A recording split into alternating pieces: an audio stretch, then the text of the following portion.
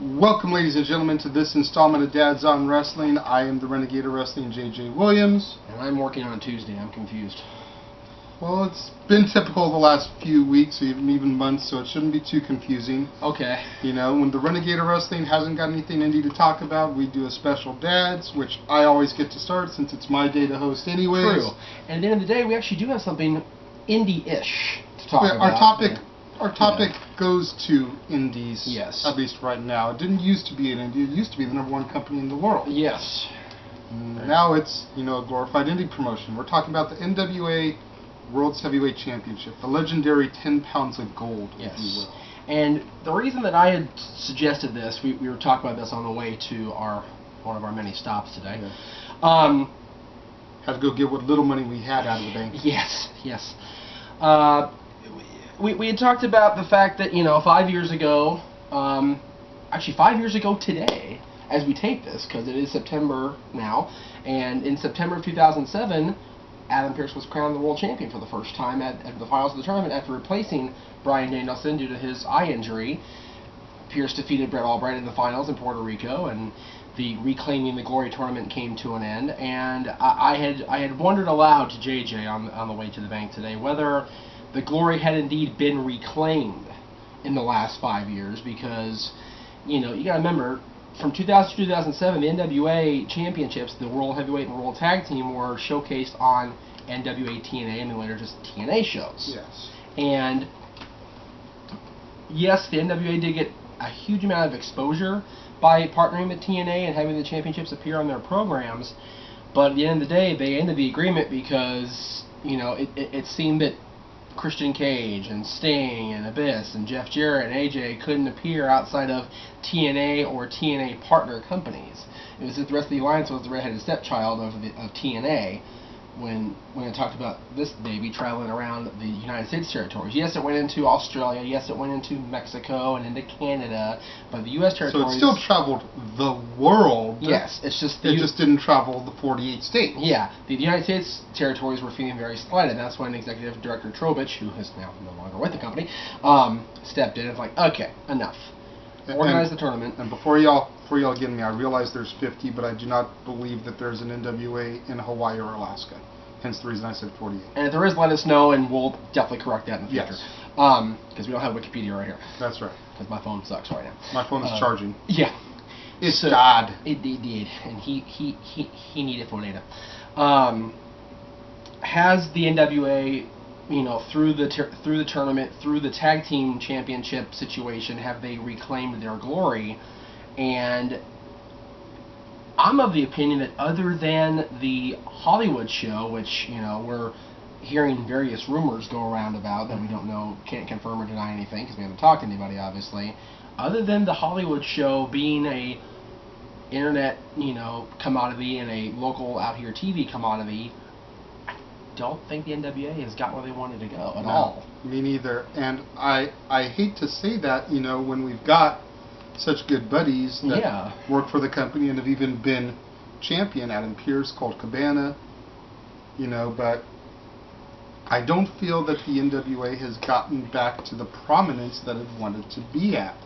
I think something that they failed to look at with their gripe, if you will, towards Total Nonstop Action Wrestling is the fact that TNA was offering these guys looser based contracts, not as many dates, to try to get them to come to their company once their deals were done with WWE. Right. So TNA signed your Christian Cages, your Kurt Angles, your Dudleys, your whoever's, your Hardys, to these limited appearance dates, kind of like how Brock Lesnar has right now in WWE, like The Undertaker. And then the NWA board, who I'm sure TNA still had to run stuff through to become a champion, didn't veto putting the belt on a Christian Cage who's only allowed to work 50 dates in a year. Right. And then they want to bitch that their guy can't travel to, all these different NWA territories to perform. Well, that takes away from his dates as champion. Right. You allowed a guy with, approximately, I don't know if this is the right number, don't sue me here, 50 dates on his deal, can't go to all the different territories. Otherwise, you're going to get like maybe 1 or 2 TV shows and 1 or 2 pay-per-views out of him. Right. And I think I think that you're right as far as that's concerned with the whole booking situation. I just don't see why, they would. I get the TNA wanted to get a name brand on them right away and had the NWA name attached to them, but they had to realize going in they were going to have shit like that happen. True. So on the TNA side, they shouldn't have been offering these guys these type of deals. Exactly. But on the NWA side, they should have been fighting and bitching, kind of like we've always fought and bitched, not to put the legendary 10 pounds of gold onto every WWE fucking reject that comes through the TNA doors. Very true. You've got guys like AJ Styles, who was a long-running, multiple-time NWA champion, doesn't have that kind of limited contract. Abyss had a run with the strap. Aside from that, you didn't really get too many TNA-bred champions until the TNA broke off from NWA, and then you had your James Storms, your Bobby Roodes, your Austin Aries, who you could argue about because he was a 2-time Ring of Honor champion, already proven as a champion. But you have all these guys that have busted their asses for the TNA company, and the belt was either around the waist of Jeff Jarrett or AJ Styles.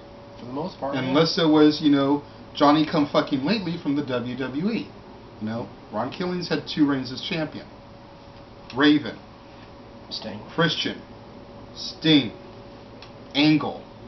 Hardy later on. Well, Angle was never officially... I know he didn't hold this belt, even though he won this belt, and then they gave him the new belt the next night. Right, pretty much, yeah. But still, TNA has constantly focused on putting the strap onto these Johnny Come Latelys and not worrying about building talent. It's the same thing WWE is suffering right now. Yep. We're getting a little bit off track because we keep talking TNA, and the focus needs to be more NWA. Right. But you look at the guys that TNA has in the company, and even back when they were NWA TNA, Conan. Not Conan's biggest fan in the world. No. But putting the strap on him when the 3 Live Crew first broke up would have been good in getting some more of the Mexican demographic to come over to the company because he's huge in Mexico. And was with the company more or less from day one. Right. Until he retired. Guys like, I'm starting to blank now, help me out here. Chris Harris. Yeah. Chris Harris was being groomed for a title shot. Yes, he was. And then they just pulled the plug on him. Real quick. And what they did with Storm with the TNA Championship could have just been done with the NWA Championship because, once Harris, I think Harris left before TNA, was Harris? Yeah. Harris was gone. He was Braden Walker before they became TNA exclusive. That's true. I mean, And we all remember how that worked out. But they made a Best of Braden Walker DVD trailer. That's right. And that shit was funny. Anyway, I'm just going through and looking through the history with the TNA champions. You had Ken Shamrock, who, was there for how long before he was gone, right? He held the championship for, whatever it was, like a month. Month and a half, and then he was gone. After he had a couple more shots, and that was it. They figured he was probably the biggest name not called Jeff Jarrett that they had when they first started. Exactly. Former UFC fighter, former Intercontinental and Tag Team champion. Who better to help get the NWA launched? Plus, they had to strip Dan Severn, former UFC fighter, former WWE superstar, to try and get the ball rolling with TNA because he was unable to appear. Ken Shamrock was pretty much cookie-cutter Dan Severn, but I still think Shamrock was always better than Severn. I always liked him better personally. Dan's a much nicer guy in person. Let me clear that up right now because I met both of them. The one time I met Shamrock, he wasn't exactly a douche. He was just not all there. Yeah. Well, Dan was... It was post-match instead of pre-match. Yeah. Well, Dan was my first ever interview I ever did with my old partner. So that was Dan's always been very cool.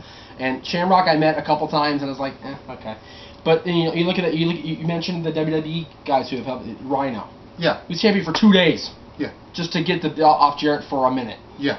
And that was stupid. And then since the breakaway, you've had Adam, Brent Albright, who, again, is another WWE guy that didn't really reach his true potential in WWE, and I dare say he hasn't reached his true potential on the Indies, because he worked with Ring of Honor, he worked with the NWA, but he doesn't stand out. No, he doesn't. At the end of the day, he was champion for a month and a half. Then Adam got it back, and then the Blue Demon Jr. had it for almost 2 years. And again, Blue Demon Jr. outside of Mexico and like the Southern Belt states, nobody cares. Yeah. You know, you get California maybe, but you know. San Diego, New Mexico, maybe Arizona, Texas, like the El Paso region where the Guerreros are from. Mm-hmm. And then don't give a fuck. Yeah. And then nothing against Blue Demon Jr. Again, yeah. These things we're saying are not ill will personal attacks on these guys. No. But you got to look at the big picture. And then you had the dark days of the Sheik. I was going to say the biggest thing that's gone wrong with the NWA Championship, the NWA period, since the Reclaiming the Glory has been the debacle with the Sheik, as far as, you know, whatever went down with him and Pierce, whatever didn't go down with him and Pierce, and then, you know, he was stripped of the championship, Adam got it back, and he still has the belt, I think, as far as I know. You know, so, you know, and then you had the whole, when Blue Demon was champion, you had the interesting storyline with Oliver John winning the red strap from a Blue Demon Jr., and then the Blue Demon Jr. came out with the black strap. Wait a minute. So you had two champions there, which actually led some intrigue to the championship for a minute. But the whole title of Reclaiming the Glory that was labeled onto the tournament not happen, I don't think. And I think that NWA Hollywood has missed the boat a couple of very important times in of itself. You know, not to ridicule Marquez's booking or Pierce's champion or anything, but, you know, in the early infancy days of NWA Hollywood, you had some really, really classic matches with Adam, where Adam did his job and made you believe that insert name here was going to win. Right. But I don't think they fully capitalized on the fact that they are NWA Hollywood and put the strap on a couple of those guys, even if it was short-term runs. Right. You know, look at how big Joey Ryan has gotten with this whole 87% gut check thing. Could you imagine if they could say that Joey Ryan was a former NWA champion also? Because when you had Team Cabana versus the Standard, you had Joey going against Pierce a couple of times there and really, really laying it into Pierce. Putting that strap onto Hollywood's own Joey Ryan at NWA Hollywood would have been huge. I swore to God he was going to win at that. I think he had a shot like in March one year or whatever it was. I swore to God I thought he was going to win it because I watched that video. Didn't know the results beforehand. I made myself wait to see the video. I was cocksure he was going to win, and he didn't, because Adam pulled the classic Ric Flair thing. He made the guy he made the local guy look like fucking $1 million, and then he squeaked it out at the end, just like a heel champion should. And Adam has been the bright diamond in the rough terrain of the NWA the last 5 years. I agree with that. And you know, whether this is his last ride or not, whether he's going to finish it off, whether this best of 7 is going to lead to his retirement in NWA or not, he is the reason the NWA Championship has any value left. Colt being champion for a while, notwithstanding or not, because Colt, I love Colt Cabana. He's an awesome dude. But at the end of the day, he's a good wrestler, better comedy act. Adam is a straight-up wrestler. True. And he always will be. You know, another fault that I've had with NWA Hollywood, not necessarily over the big gold, but just in general, is keeping their straps on guys way too long. It's like, I understand the one side of it, of trying to build the reputation and reestablish the reputation of a long-term champion, but when you're going to the TV tapings on a monthly basis, when you're seeing 4 episodes of wrestling get canned in one get, you know, to have someone hold the strap for over a year, like they've done with the television championship, like they've done with this, like they're getting to the point with their Heritage Tag Champions. The Tribe, yeah. The Dark City Fight Club, the real NWA Tag Champions, have had those belts for God knows how long. You know? It's been a while. Yeah. There's an issue with that when you're producing weekly television. Definitely. You know, it's the same thing that made people turn on Cena. Yes. You know, aside from his shtick getting stale, you know, an over a year run this day and age is not convenient to the fans that are going to the show.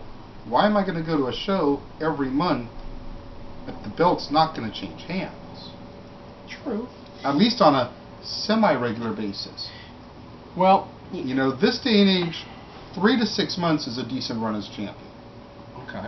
If you want to have your world champion hold the belt longer, that's one thing. You know, maybe 6 to 9. Or almost a year, but not quite. You know, but the other belts need to be moving from guy to guy to keep interest in the product.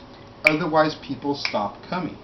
Well, true, and I will agree with you on most of the championships, but think about it this way. Think about how long and how great a story they built with Sky being champion, and how they built that experience storyline, how they built Willie up, and how when Willie finally did it, it meant something.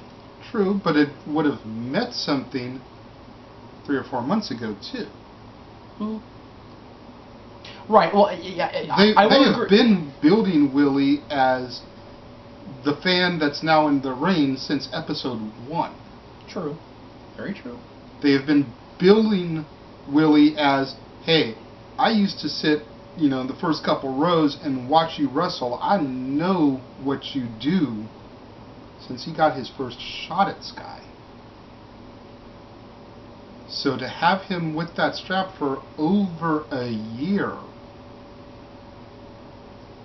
you know, and then consequently, and I'm not sure if this is, you know, coincidence or not, he loses the belt after he appears as Mason Andrews. He loses the belt just before he appears as Harold. True. You know? So it almost plants the seed of, well, the only reason that he lost the belt is because he's going to be moving on to bigger and better things real soon. Possibly. You don't want that. No, we don't. It's like, I'm happy for Sky that he's going to move on to bigger, better things, if that is in fact what's going to happen. But to only have someone drop the strap because you're going to move on is stupid to me. Because then it becomes predictable. Anytime someone reads a rumor mill, they're going to be like, okay, well, so-and-so's not going to win the belt because he's about to go report to this company. Or he's got to lose his strap any day now because he has to report to the company. Right. You know, I seriously doubt anyone is going to pull a Ring of Honor Punk thing where, you know, he wins the belt on his last day, supposedly, has a run, signs a deal on the belt. Right. No one's going to do that again. That was a once-in-a-lifetime angle. Yeah. Nor is anybody going to pull a Kenny King and, you know, win the tag straps in Ring of Honor and then, you know, just bail altogether. Yeah. You know. I mean, so. Would you believe Joey Ryan versus Adam Pearce today as Joey is a viable threat to the belt, knowing he's been doing run-ins on TNA as part of the 87% gut check angle? Of course, no. He's not going to win the belt. No. For the record, the Dark City Fight Club, Davis and Chavis, have been champions since May 15th, 2011. So a year and 3.5 months. Yeah. That's ridiculous. With not one appearance in NWA on NWA Hollywood. The number one. That's why they had to create their own tag titles, the Heritage Tag titles. That had the Mach 1 logo on them for like a year. Yeah. Because they were the Mach 1 titles first. Granted, I love the new straps. The straps are fucking awesome now, but you know. I think the bottom line point here is that the NWA has not reclaimed the glory that it had in the late 80s, you know, the Flair Rhodes race era. And granted, have we given them enough time to do that? Maybe not, but, you know. But they're also not heading down the right road. They need to be the obscure in the world of wrestling. They need to actually listen to the fucking fans. They need to realize, like the big boys don't, that we're buying their tickets, buying their merch, coming to see the shows. We dictate what we want to see. And not just Hollywood. You don't tell us what we want to see. Right. And not just Hollywood. We're talking about the all-around territories. Yeah. You know. It's like, I honestly think TNA was closest to, or NWA was closest to reclaiming their glory when they were with TNA. Because they were establishing well-known names as their champions. It's just TNA dicked them at the end of the day. Well, they can dick them back and forth. You know, I mean, the problem with establishing well-known names as champions is, like I pointed out earlier, they had limited dates, and you got WWE not even acknowledging it. Mm-hmm. You know, you tell me where on WWE television Michael Cole, Jerry Lawler, Josh Matthews, Jim Ross, anybody on fucking commentary has called R-Truth a two-time NWA champion. Exactly. Or show me somewhere. Or Christian. Yeah, or Christian. Or Jeff Hardy when he came back the first time, how he had been a contender. Yeah, hadn't won it yet, but he was a contender. Big time contender. Should have won it at Victory Road, the first 3-hour pay-per-view, but dicked him there. Well, yeah. And led to a great main event the next month with Savage running in 2 minutes with left in the match and doing that. Yeah. Yeah, I got to see that in person. Yeah. That was, Hall, Nash, and Jarrett coming out to the Flying Elvis's music. That was a great angle. Oh, yeah. The Kings of Wrestling. Yeah. Anyways. That's my only TNA review so far. What do y'all think about the NWA legendary 10 pounds of gold? And NWA in general, what do you guys think? Are we totally off base here? Have we totally shot ourselves in the foot? Have we shot other people? Has this belt found the glory that it once had in the Funk, Race, Rhodes, Flair, Steamboat era? Mm-hmm. Or is it still struggling as a glorified indie championship, as it did during Candido, Sabu, Severn, now with Pierce, Cabana, Albright? What do y'all think? Leave comments, leave video responses. We want to hear from you. Alright. We'll be back Thursday with another episode of Dads, because, well, it's Tuesday and Thursday's a normal day, so you get twice this week. And that's right. Yeah. So, we will see you guys next week, or this Thursday. I can't talk, whatever. It's goes to show. Thank you for joining us, and we'll see you next time here on the Casa D18 Studios channel.